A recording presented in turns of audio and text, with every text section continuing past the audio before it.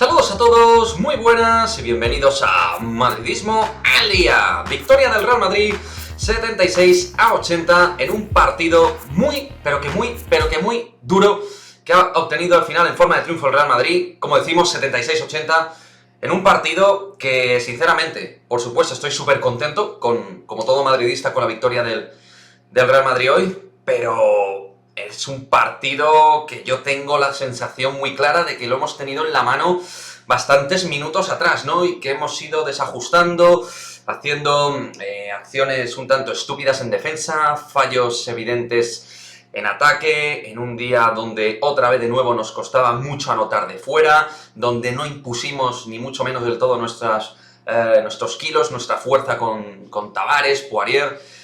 Yabusel, sí, fue el hombre, claramente el MVP, el que certificó y cerró la victoria del Real Madrid in extremis, pero lo dicho, al final es un partido que se ha ganado por pequeños detalles, por un balón perdido, por un rebote ganado.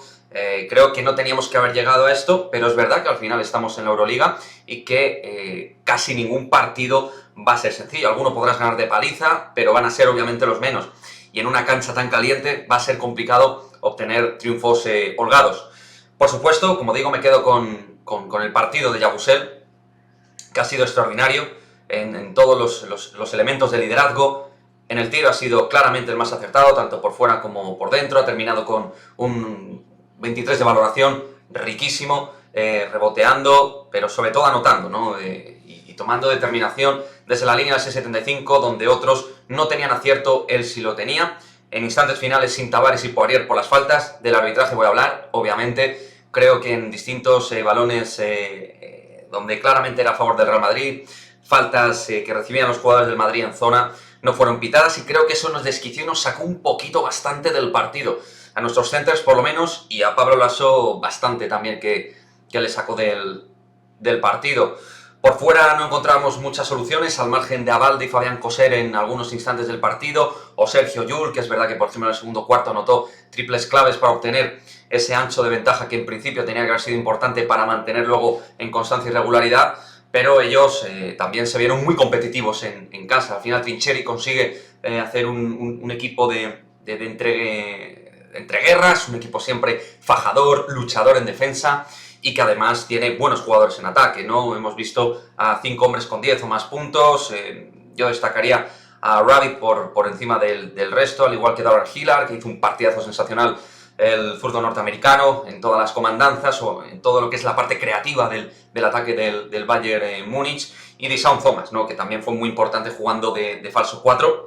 En lo que eran las batallas en el juego interior entre sus 4 móviles y nuestros 5 fuertes, y nuestro en teoría, superioridad de quilaje, pues no la supimos imponer, ¿no? Y al final eso les hizo estar mentalmente metidos en partido, eso y nuestros fallos de concentración les hizo meterse.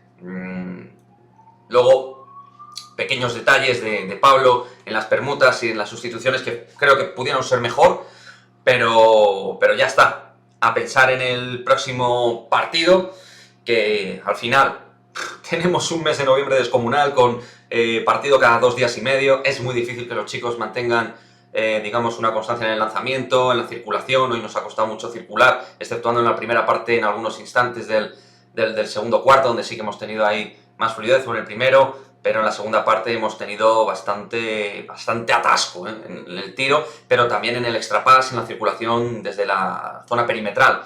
Y por dentro, en definitiva, en conclusión y cerrando, creo que no hemos impuesto nuestra ley como debíamos, y eso les ha hecho pues establecer una sensación de poderse de poderse meter más en el partido de lo que debían. Aun teniendo 10 rebotes de diferencia a favor del Real Madrid, no hemos sido todo lo determinantes que debíamos haber sido.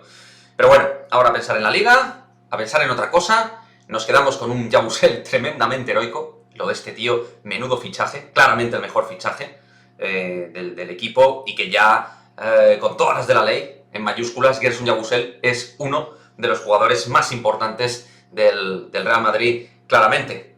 Así que nada, Liga Endesa, y próxima semana, atención, que tenemos doble envite intersemanal en la máxima competición continental, donde ganar cuesta y mucho.